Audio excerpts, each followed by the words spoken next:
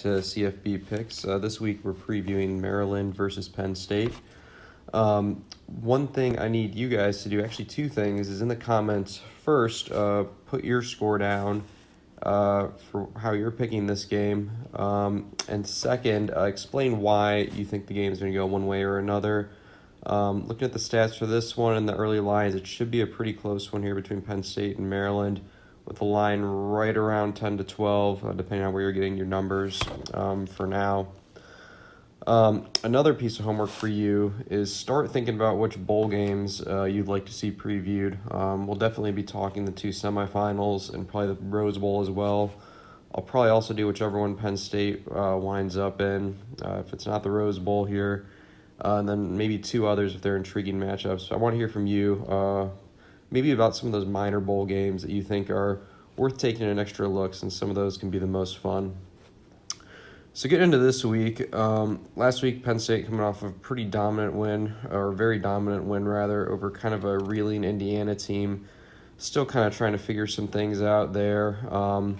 Looking at Penn State's stats so far this year, they currently are ranked 31st for yards for per game total, and their defense is ranked 36th on a per game yardage basis. The strength of schedule is at 64. Their yards per rush is at it's tied for 41st in the country, while the yards per pass are at 53rd, and the yards against per pass, or their passing defense, is tied for a very stout 11th, and their yards against per rush is tied for 36th right now in the country. Looking at last week, it took Penn State a good bit to get going. It seemed like early on it was going to be kind of a struggle game, and then all of a sudden they started hitting some shots, kind of got some runs to go their way, and it really kind of wore down on that defensive line from Indiana. And I think you really saw the talent advantage was evident in that game, especially as it wore on. More and more so, you saw Penn State's backs getting chunk plays, and also their passing game sort of coming together. On that note, I think their passing game was a little bit worrisome for extents in that game, regardless of who was at quarterback. Probably more so for Clifford, especially when they were struggling early on. It seemed to take them a while to find some consistency. Once again, we kind of saw them lean on the tight ends a little bit to really kind of open up plays, which may or may not be a good thing. I'm generally in the camp that it's not a good thing. While Georgia won the national championship last year, a lot of people kind of ding them for, having a banged-up receiver room and trying, run their offense through the tight end. Of course, when your tight end is Bowers, you can do a lot, namely winning a national championship.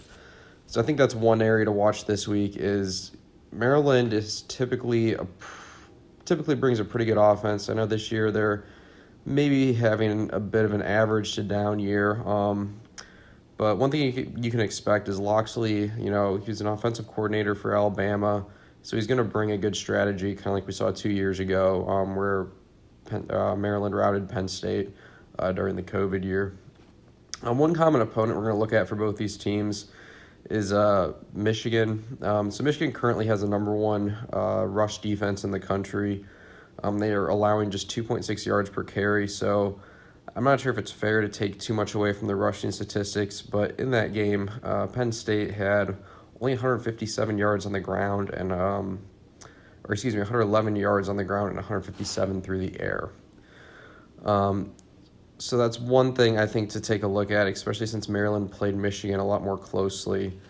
On the Maryland side of things, in that same Michigan game, it was only a 6-point game when Maryland played them, and Michigan only rushed for 243 yards versus over 400 against Penn State when they played.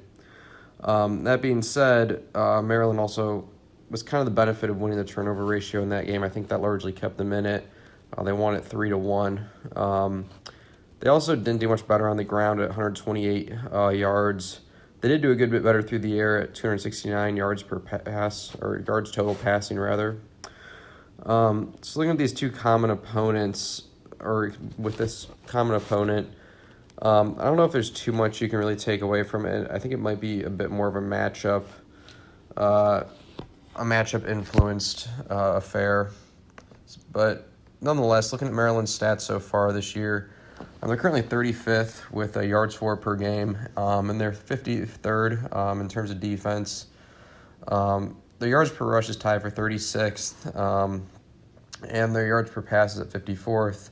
And then defensively, the yards against per pass is 21st, and the yards against per rush is tied for 37th in the country. It kind of jumped out to me that Maryland's defense is actually pretty stout this year. In the past, they're kind of known for being more so of an offensive power, especially over the last 2 years. But looking at the two teams to date so far, with the exception of Penn State's elite pass defense, they really match up quite similarly, with the exception of strength of schedule, where Maryland's at about 74th, or their average opponent ranks 74th, and Penn State's ranked 64th, having already played Michigan and Ohio State this year. So getting into the model, right now the model has us at 32.1 in favor of Penn State to 22.4 for Maryland. Right now, just looking at the projected yards per rush from the model, we have Penn State at 4.51 and Maryland at 3.3. And the projected yards per pass are 6.98 for Penn State and 6.35 for Maryland. And I think the prior is actually where this where the model is saying Penn State has an advantage.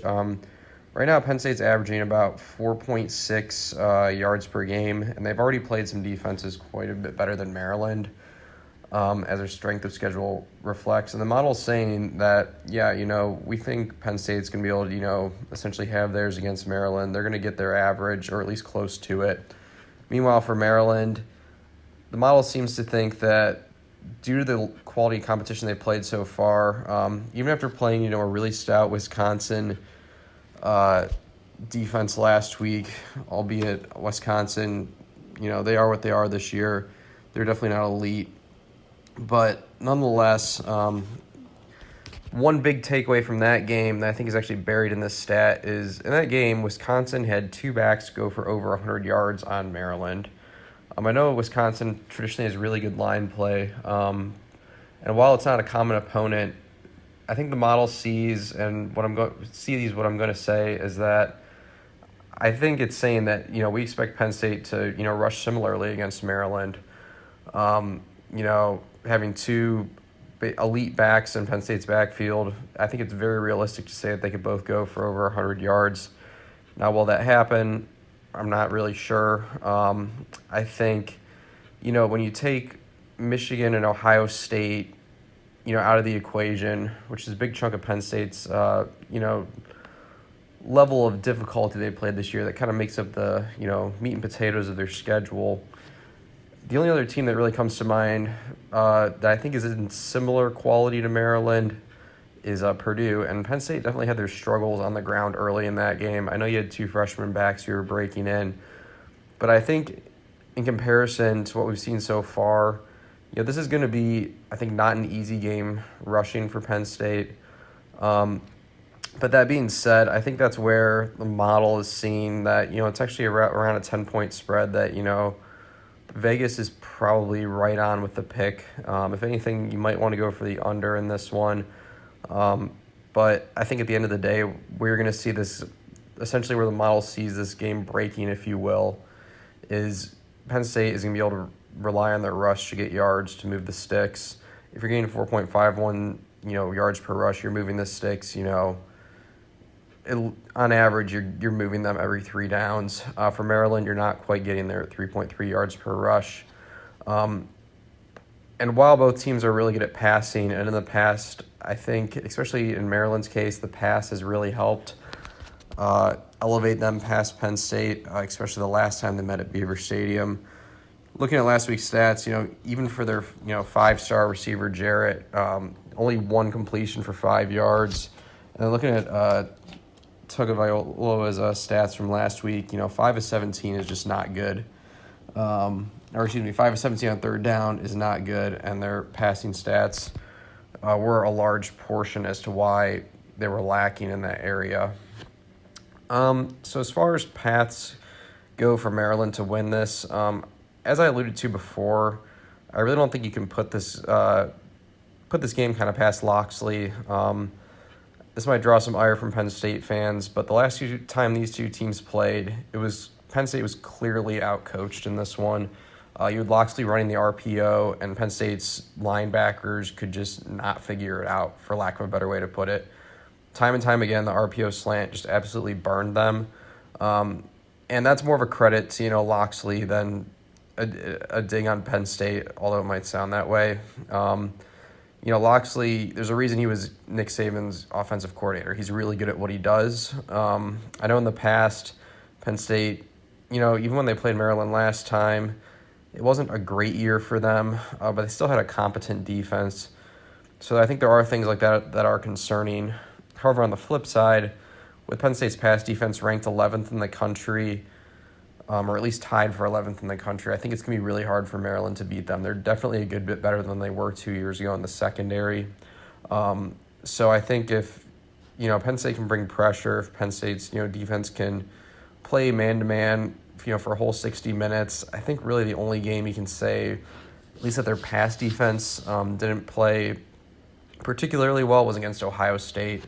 And even in that game, they definitely held their own. But late in the game, you can definitely tell there was maybe a bit of a talent edge, or just an edge Ohio State had, where their defensive backs were getting burned, or in some cases even just beat by flat-out speed from Ohio State's running backs, which is never really a good sign for your secondary, although Penn State's is exceptional this year. So that being said, my pick right now is going to be 38-24 in favor of Penn State. I think this game could come down to be a bit of a shootout. I really don't know what to think. It's hard to forget how Maryland schematically kind of tore apart Penn State 2 years ago. I know Maryland's not quite what they were then, but I think they definitely have the potential. You can make the argument Tagovailoa, is a top 5 quarterback in the Big Ten. So if this comes down to, be kind of a race like the Ohio State game, I think what won that game is you had the better quarterback essentially was less prone to make mistakes and completed the passes when he needed to. So I think if anything, or if nothing more, that's going to keep Maryland in this game. But I think defense is what's going to win this for Penn State. So I have it right now at 38-24 in favor of Penn State, just because I think they're going to be able to move the ball on the ground essentially when they want to at 4.51 yards per carry, which I think is pretty spot on.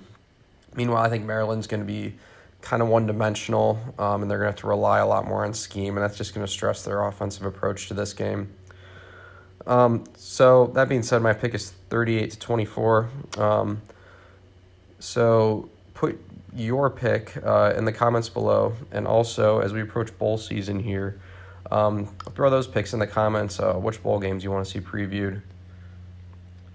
So for now, thanks. Put your comments in the description, and let me know what you want to see come bowl season.